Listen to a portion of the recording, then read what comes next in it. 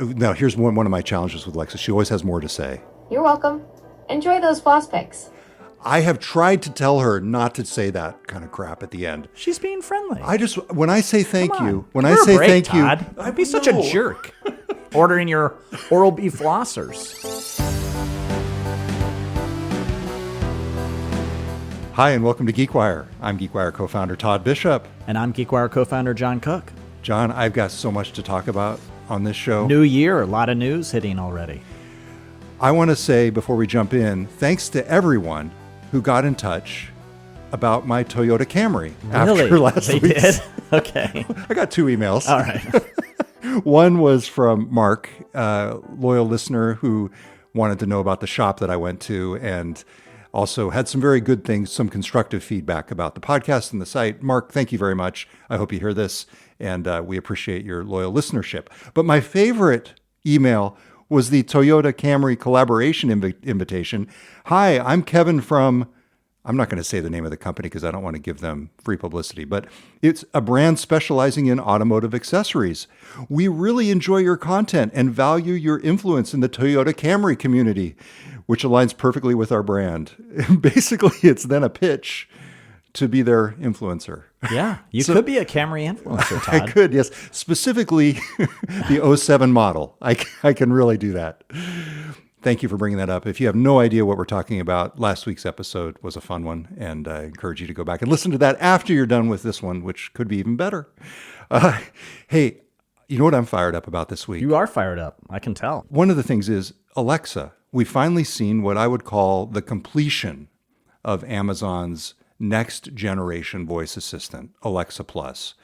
This week, Amazon released officially Alexa.com, the web portal that goes with the new version of its voice assistant. John, I know you got lots of questions about this. The other thing was we also see a new Alexa app. And basically, you're seeing Amazon go beyond the smart speaker here.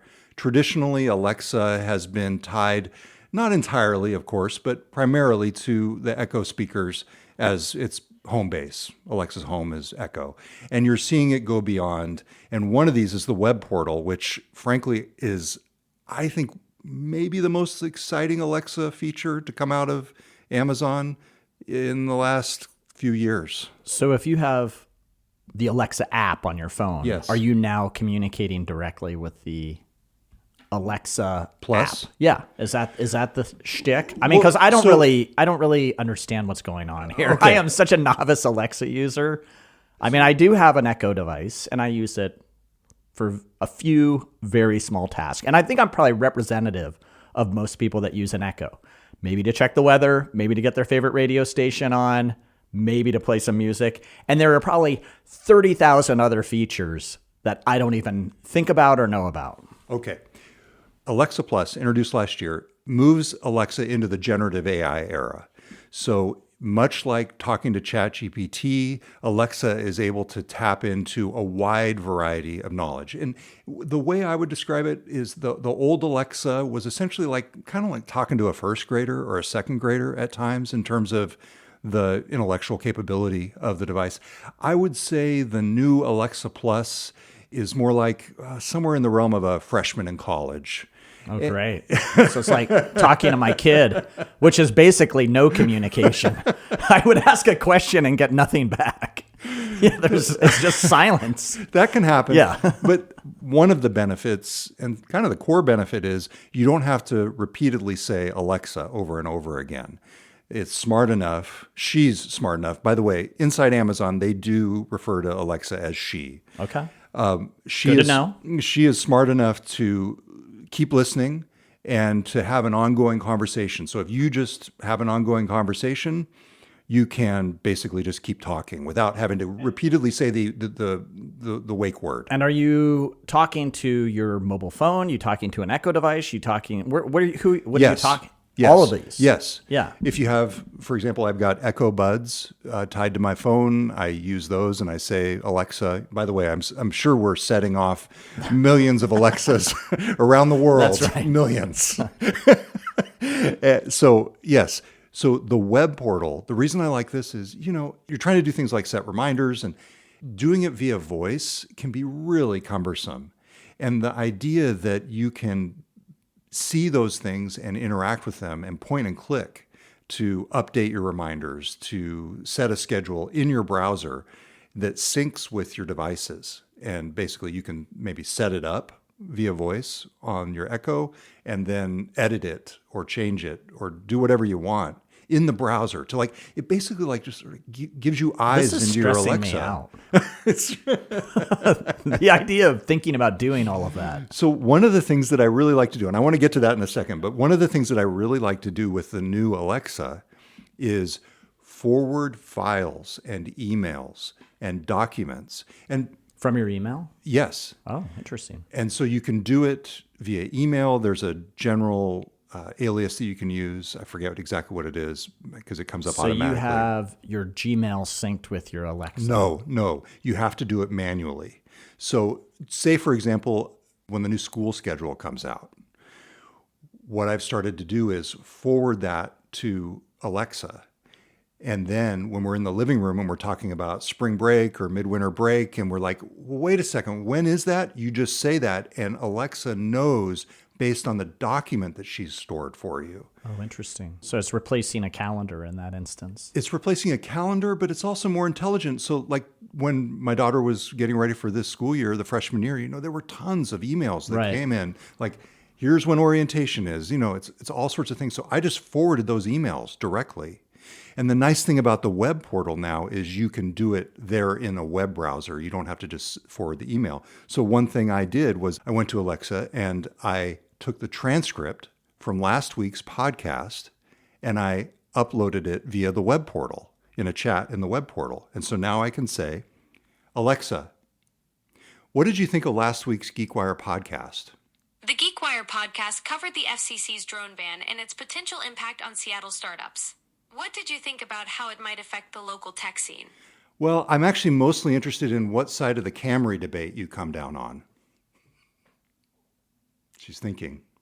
Oh, I'm Team Todd should have bought a Tesla all the way.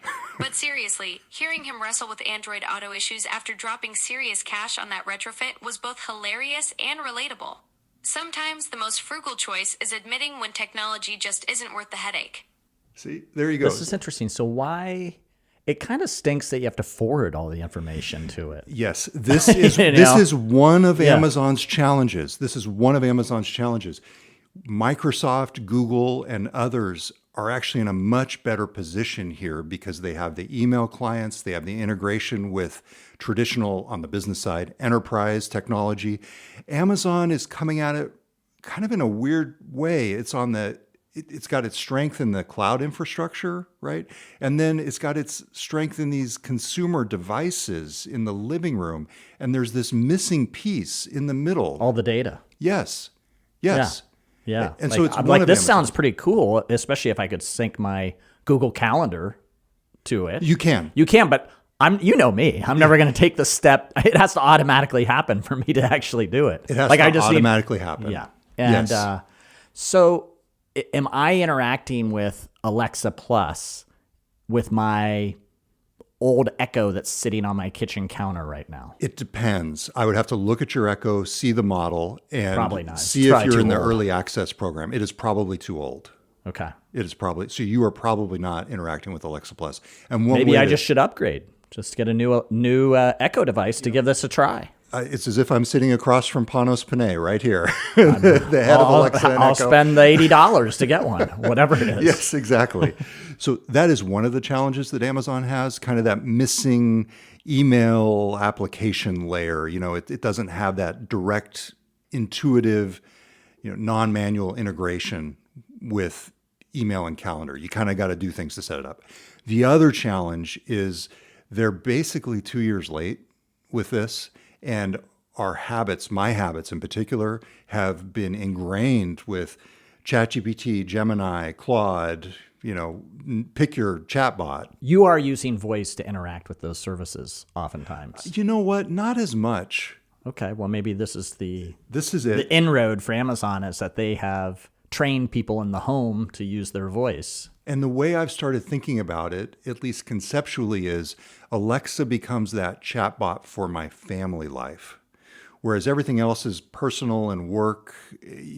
I can see myself thinking of Alexa as my home chatbot. And I think that's where Amazon can still carve out a niche, even though it's late. But I will tell you, I was early on Alexa.com. I noticed it before they were ready to talk with me about it. And You had the scoop. I did actually have that. Well, somebody else wrote about it, but at any rate, I was very early on it.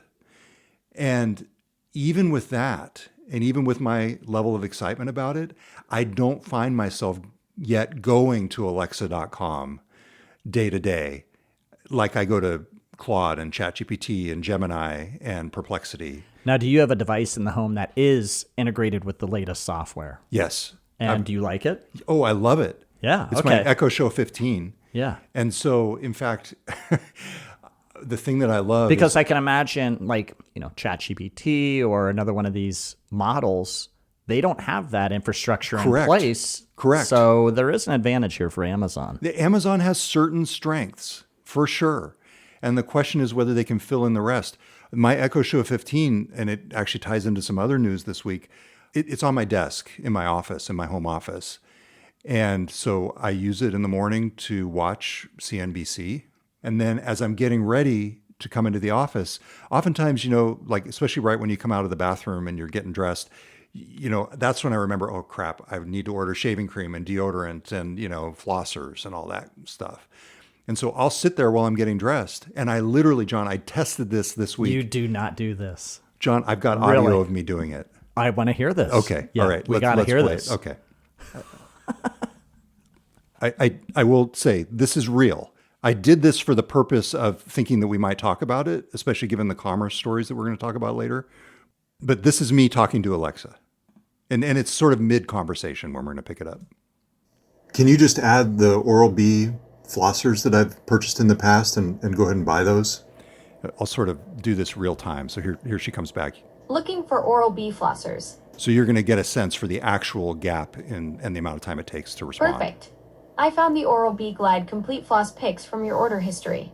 They're $2.99, marked down from $4.94, and available for same-day delivery. Ready to buy these? That's a pretty good deal. Can you go ahead and add 3 of those to my shopping cart and buy them? So now it's a little bit longer that she takes. Adding those now. Okay, and now you can hear the processing time. So she's still thinking, and she's about to come back right now. Your order contains 4 items totaling $41.22 and will be delivered to Seattle today between 10 a.m. and 3 p.m. Would you like me to place your order? What's the rest of the order? So I'm like, why is it what else do you have in $40? your shopping cart that you're... Let me check that. My wife had put something in there. Your order has 3 Oral-B floss picks for $3.89 each and 1 Tide laundry detergent soap for $26.51. The total is $41.22 with delivery today between 10 a.m. and 3 p.m. to Seattle. Ready to confirm? Yes. So she wow, goes off. This is pretty amazing. Placing it now. I also think it would have been hilarious Done. if I'm gonna you stop it. just Your order has ordered been placed, and you'll get those 3 floss picks flossers that and was- had that delivered by 10 and a.m. 3 p.m. That would be kind of sad. Okay, That's pretty sad. And then now here's one of my challenges with Alexa. She always has more to say. You're welcome. Enjoy those floss picks. I have tried to tell her not to say that kind of crap at the end. She's being friendly. When I say thank Come on. you, when Give I her a say break, thank Todd. you, Don't be such a jerk. Coming out of the shower and ordering your Oral-B flossers. Come on. with the scope. I Oh, prefer it's got to have the scope. yes. Okay. Well, and you got a nice. Sounds like you got a nice deal on these too. Yeah, I know. You know Half what this reminds me of? Do you remember the Amazon Dash buttons? Of course. Yeah, they discontinued these, but it's a similar concept. They had these little buttons you could affix to your laundry room or whatever, and you're like, "Oh, we're out of Tide." Hit the Yes, button, Tide. and Tide would show up at your Yes. door. I've actually. So do we still have one of those buttons? I in don't the know. history wall? That would be cool. In the history cabinet or the We'll shelves? have to check. Yeah. Okay. But it kind of reminds me of that. Although now you don't need a physical button; you just interact with Yeah. Alexa. Yeah. Okay, so I've got more to talk about. I know you've got more to talk about as well, John. Let's take a break. When we come back, let's start by telling you about another ill-advised purchase that I made. All right, welcome back. It's Todd Bishop with John Cook. So, John, this is kind of a recurring theme now. But it relates. It relates. So I came up with what I thought was going to be a great gift for my wife for Christmas. She loves to watch the birds out in the front yard. And Oh boy, I love where this goes. Yeah, I love where this is going. okay. Yeah. So you know that they have these different devices that allow you to put cameras in bird feeders. I do. I have a friend who is a very big birder. So as a default, I've become a birder. Oh, okay. To a degree. So I went through, I think I saw something on Facebook. I saw a Facebook ad for like a really special high-end dedicated device with an integrated camera. And I was like, oh God, we've got the Ring cameras already from Amazon. And so I just was like, I think I'm going to go ahead and Amazon loves you, by the way. Jeez, I think I've obviously gotten sucked in. I'm the biggest sucker in the world. Yeah. So I ended up buying the Wasserstein bird feeder camera case from Amazon. It was $66, I think, for Christmas. I got it. And you never get a gift for somebody where it ends up being like you're more excited about it than they are. Sure. Most of the gifts I give are those. So anyway, I got it set up. And the thing about this one is it doesn't come with its own camera. So it's cheaper. And you can put in, they have different adapters, different attachments for different cameras. So I just took, one of our Ring cameras and put it in there. Turns out the focal length in the Ring camera is the wrong focal length for this device. Even though they advertise that it works with this Ring camera, all of the birds are fuzzy. Oh, no. Yes. So I think I'm going to have to send it back. I think so. Yeah. Well, yeah, you can't have fuzzy birds. Fuzzy birds. Yeah. Well, you can sort of see them. We've got it set up in the trellis in our front yard, and you can sort of see them as they approach. But then as soon as they start feeding, they're all blurry. And is the idea that if a rare bird shows up, will it actually identify it for you? Will it? No. It won't do the image recognition on it well- or pick up the sound, because I got to tell you, you know about the Merlin app. I'm No. sure. Oh, Merlin is an amazing birding app that you can be out in the wild and pop Merlin on and take the audio, and you can be 50, 100 feet, 300 feet away from this thing, and it will pick up the birding sound amongst all the other audio going on and identify it for you. Oh, it's huge in the birding community. Interesting. Okay. It's the use of AI in a very cool way. I love that. So I think if I had gotten one of the ones that was purpose-built with its own camera, then they do the AI on it. But I kind of half-assed it here. I kind of, just got the attachment. DIY birding app, the camera, bird feeder. And so it was the wrong move to make. Okay. Well, I'm going to bring my buddy Andy into this conversation, who has tested all sorts of things in this realm. He could share multiple technology hacks here as it relates to birding. He's the one who got me onto Merlin, Nice. So, Can yeah. you upload pictures to Merlin too, or is it just sound? I've only used it on the sound. Okay. Yeah, that's a good question on the pictures. I'm sure there are going to be people in the audience that will let us know what you can do with some of these apps. But, well, I'm sorry it didn't work out. Yeah, it's okay. It was kind of fun for a couple hours until we realized they were all blurry. It wasn't obvious at first, like it took a while to figure that out. And does it actually have a bird feeder built into it as well? That's it. Okay. Yeah. So it's a bird feeder with at least a slot for a camera that hopefully would work to identify the birds. Well, to allow you to see the birds. It doesn't identify the birds.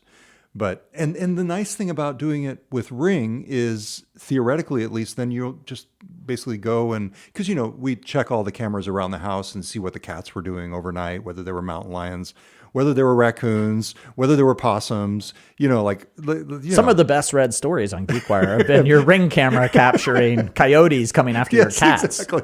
No, not mountain lion. Jeez, Well, what am I think talking there about? have been mountain lion sightings. Have there been? Yes. So you don't want to go to a whole separate app. It seems like Amazon, and maybe they have. I don't think they have, though. It seems like Amazon should come out with their own bird feeder. Shouldn't they? Oh, yeah. Well, they come out with products for everything. They've stopped right? doing that, though. Yeah? Under Panos, it seems to be a little bit more down the middle in terms of the types of devices they're coming out with. And of course, they had to focus on Alexa Plus, so they had a lot of different priorities. And in that way, it seems. Have you got it going, Merlin? Going? I'm trying to see if it picks up any birds. Because we're right here on the ship canal. I've seen some birds fly by. Of course, we're indoors, so it's not. But Amazon isn't doing those kind of novelty devices anymore. You know, they had the Billy Big Mouth Bass Alexa a couple of years ago. Right. Yeah. Yes. Like that is not the current mode of the devices and services business at Amazon. However, the Ring unit at Amazon continues to surprise me. I got to say, you know, we talked with Jamie Siminoff, the founder of Ring, who's now back at the company, on the podcast last year about his new book. And I have to say, of all the executives who are at Amazon currently, he is the one that reminds me most of the ethos, at least, of Jeff Bezos. Did he get anything on the... No. Okay. Let me see if it... Let me do a call. So is that something you recorded? No. Oh, it tells you what it is. I'll tell you what it is. Okay. We'll let people... It's a little game. We'll have some people see if they can guess play what it that again. is. Play it again. Okay, I think I know what it is. I think it's the mascot of the football team that we used to play back in Northern California. We'll let our listeners... However, yes. I don't know what the prize is, but... Email John at GeekWire.com. Thanks. Name that bird. Yeah, name that bird, John at GeekWire.com. Anyway, as I was saying, Jamie Siminoff reminds me the most of all the current Amazon executives of Jeff Bezos, just in terms of, like... He's definitely an entrepreneur. He is. Yeah. And so the thing they came out with this week at CES, Ring did, was what an example of that, I thought. It was the all-new Ring mobile security trailer. So they've got a camera, a solution that is a trailer that goes out, and you know how you see these in parking lots, they're security things, and they're trying to undercut all of the existing providers of those things by coming out with a $5,000 trailer. And the idea is it will tell whether somebody is illegally parked in a lot, or... I think it's more just basic security. You know, it's solar powered and it just sits there. It's got a 360-degree camera on it. It does support professional monitoring. So if you want to have a monitoring service hooked up to it, they can tune into the video feed and alert you if you've got criminals in the parking lot or trying to break into your construction site, frankly, is a more common use. So that was a surprise this week, and it was kind of fun to see. We're talking about a lot of news out of CES this week. Yeah, but mostly Amazon. Yeah. Mostly Amazon. I monitored the news. I looked for things that were relevant, and it was a lot of AI on the one hand from NVIDIA. And well, NVIDIA's CEO spoke, I believe. Yes, that's right. And obviously that was the chips and the infrastructure side. But on the gadget side, it was just basically kind of slap AI on that. Yeah. And we've been going to CES for a long time. I think even some of the early years when we were there, Todd, these were the same things people were talking about. Yeah. Conversational computing, AI, devices in the home. Remember all the smart refrigerators that you could talk to, and yet much more rudimentary. Yeah, they don't. Much more rudimentary and not nearly as capable. So when you look at what you can actually do, certainly the framework of it was there at the time. But now I think it's, when you look at Alexa, not to go back to that, but I mean, having those kinds of conversations. I mean, shoot, she had an opinion on our podcast from last week just from reading the transcript. I mean, that would have blown our mind 5 years ago. Yeah, it's amazing. It is sometimes easy to forget, the things that would have seemed like magic just a few years back are now commonplace. So I think that's part of what that is. All right, let's take one more break. Do you have more to talk about? Always have more to talk about. Okay, all right. Do you? I do have a couple more things. Let's do that when we come back. You're listening to GeekWire. Welcome back. It's Todd Bishop with John Cook.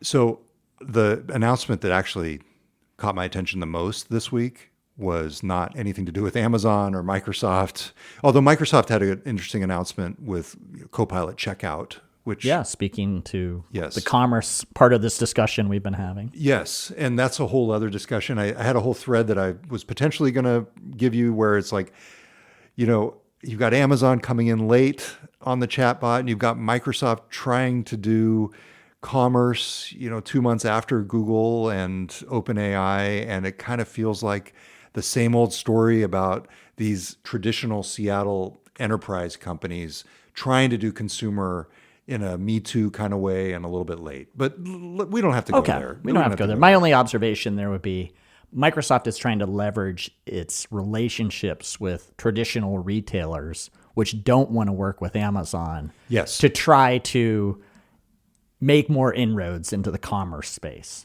Oh, absolutely. That is Microsoft's big advantage here. It can work with the Walmarts of the world and the Targets of the world and companies that would not at all feel comfortable handing over their data to Amazon Web Services, no matter the promises of a firewall between AWS and Amazon Retail. They wouldn't do it. They don't want to support them, even if their data is secure, which Amazon says it is, of course. So yeah, that whole story is interesting. That whole thread of Microsoft really trying to double down using AI on its retail footprint, enterprise-wise. In terms of stuff that's going to impact our lives directly, did you see the Google announcement today? No. Okay. Gmail is finally getting what seems to be... Oh, go ahead. No, I saw you post it in Slack, and you were excited about it, and I haven't had a chance to read it. The announcements that Google made about the new AI features in Gmail look to me like they are closer to a true personal assistant. I've been waiting for this. Reading your email and giving you a summary, giving you a true overview. It basically... I just want it to help me find things Yes. more easily. This is Yes. the number one thing that Google needs to fix in Gmail. The search component does not feel as if it's AI enabled. That is coming. So That needs to get here because Yes. that's the number one thing I would ask for. Yes. It says, quote, and when you ask your inbox a question, we use Gemini to generate a simple AI overview with the answer. Instead of hunting for keywords or digging through a year of emails, just use natural language. Like, who was the plumber that gave me the quote for the bathroom renovation last year? Right. That's what it needs. And it's not there yet because I've tried this multiple times Yes. with even using Gemini. And it's just like, it's not good. I will say the current smart replies have gotten better and better for me in Gmail. And we should mention, we're on Google Workspace. So that's why this kind of is relevant to what we're doing. And that obviously uses the Gmail interface.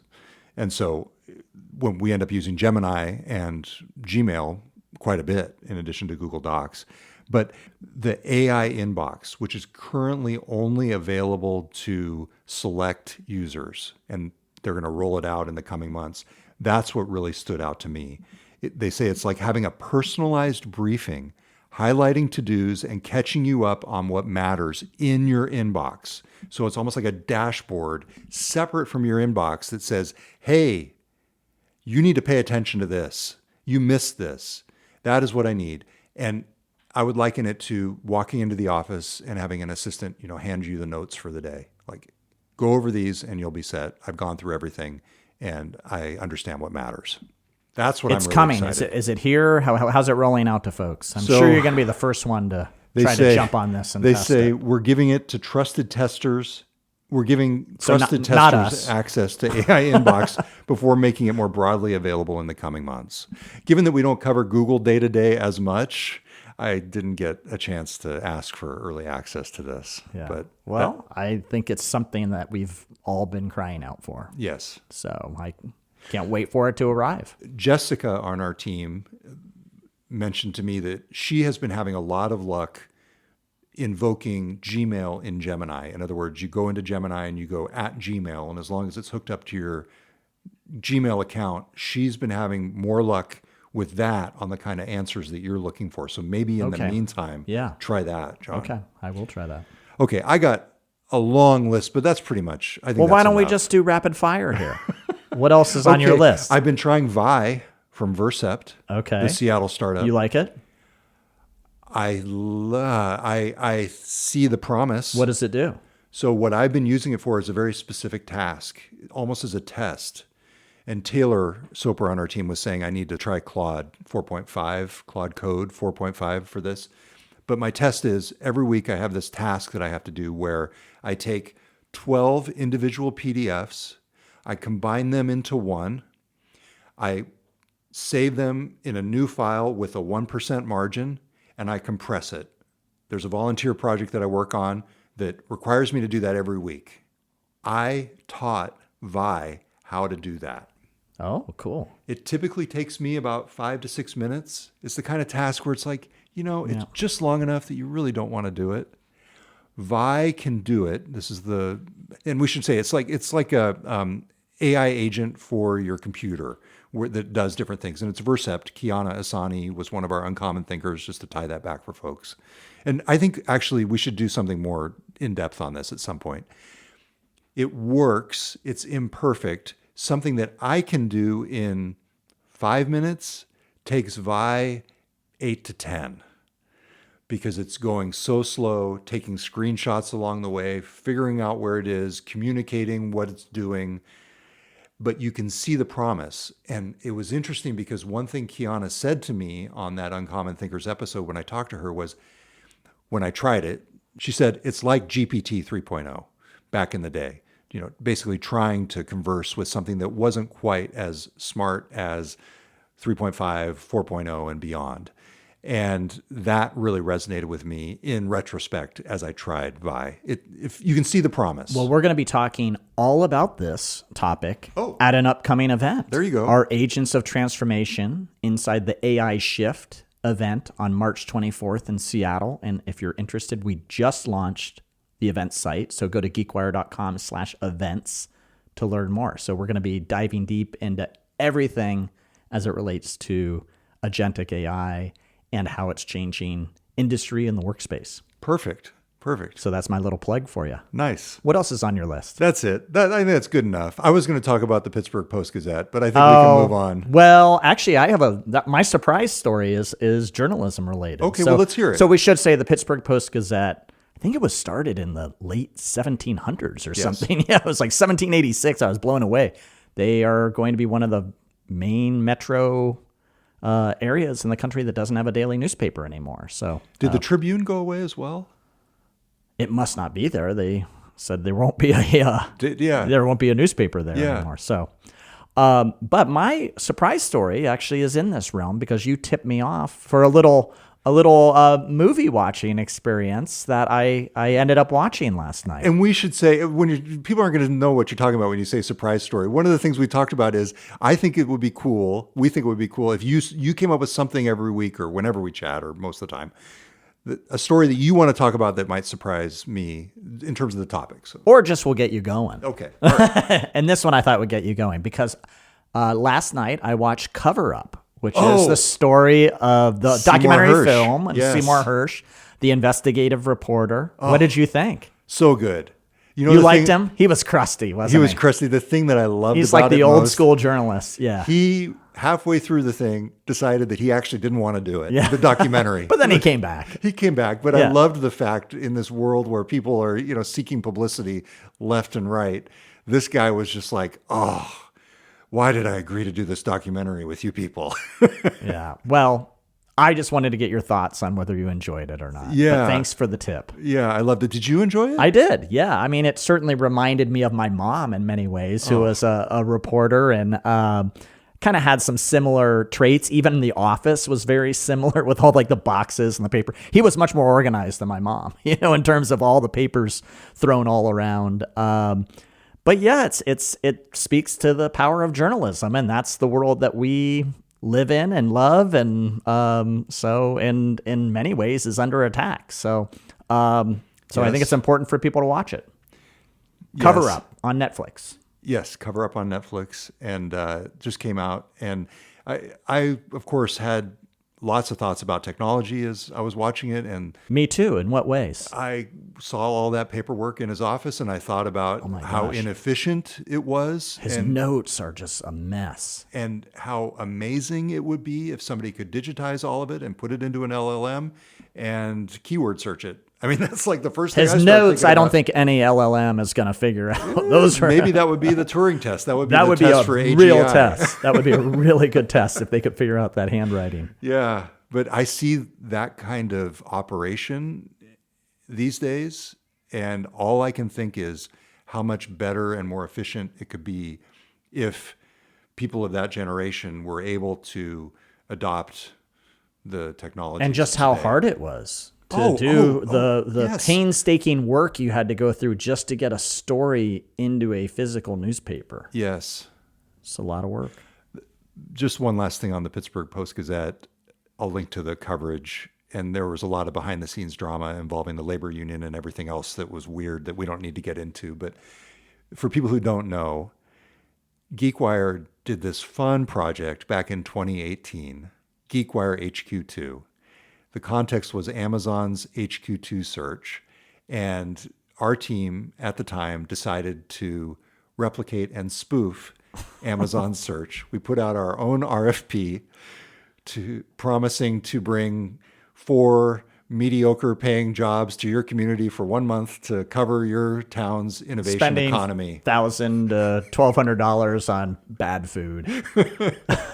Basically spoofing the entire Amazon RFP, which was promising billions Yes, and I think it was tens of one of the. thousands. I think it was one of the better things we've done. So we actually got, I think, 10 serious proposals in response to our RFP from real economic development agencies in places like Raleigh, North Carolina, and Pittsburgh, Pennsylvania, and Sacramento, California. And they were really pitching for GeekWire to put an office in their place for a month and cover their community. We ended up in Pittsburgh. It was a wonderful experience. I won't bore you with all the details. We were there for a month. Platooning. Taylor was there for the full month.